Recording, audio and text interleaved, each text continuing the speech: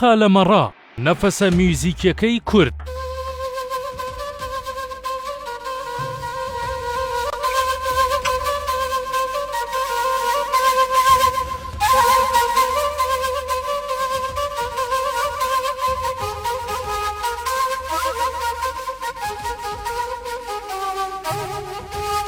لە گوندی کولیجەی سەربابۆکان ساڵی 1925 قادر عەبدوڵڵا زادە ناسراو بە قالەمەڕا لەدایک بوو. نازناوەکەی بە پێی گێڕانەوەی خۆی و سەرچاوەکان پاشگری ناوەکەی بەمەڕا گرێدراوی دوو شتە. یەکەم بەخشینی ئەو نازناوە بۆ شوانیەتی ئەوان دەگەڕێتەوە. دووەم ئەو نازناوە پەیوەستە بە ئارامی و هێمنی ئەو، چونکە لە کوردەواریدا مەڕ بەو کەسانە وتراوە کە تەندروست و گوێڕایەڵ و بێزیانن. لە پەنجاکانەوە لە ڕادیۆ و تەلەڤیزیۆنی کرماشان و ورمێ و سنە و مەهابات و تاران بە نەفەسی میوزیکیانە لە ئاسنێکی کونکون ئاوازی تێکەڵ بە وشەکان دەکرد و بە زمانی خۆی قوتی ڕۆحی دەدا. لە هەر کونێکی شمشاڵەکەی، لە هەر پەنجەیەکی دەستی، لەگەڵ هەر نەفەسێکی ئاوازێک چەشنیکانی هەڵدەقوڵێ.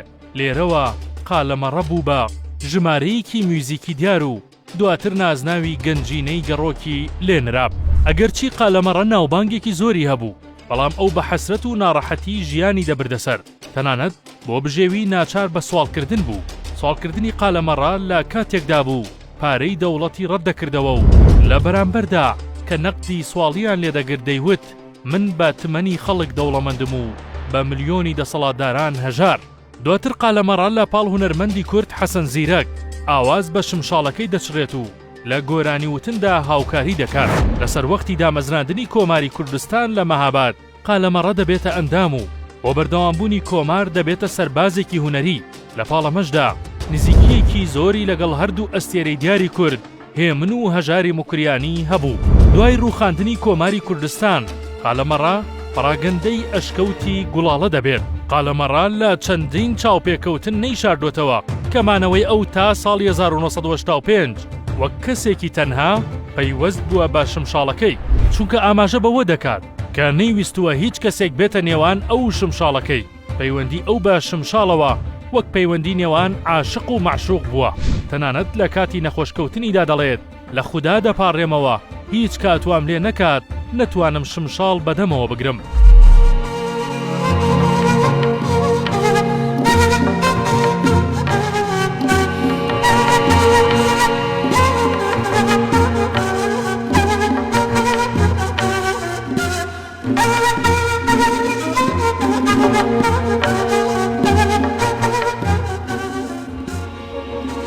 قالەمەڕە توانیوێتی با شمشاڵەکەی زیاتر لە 170 ئاواز دەربکات.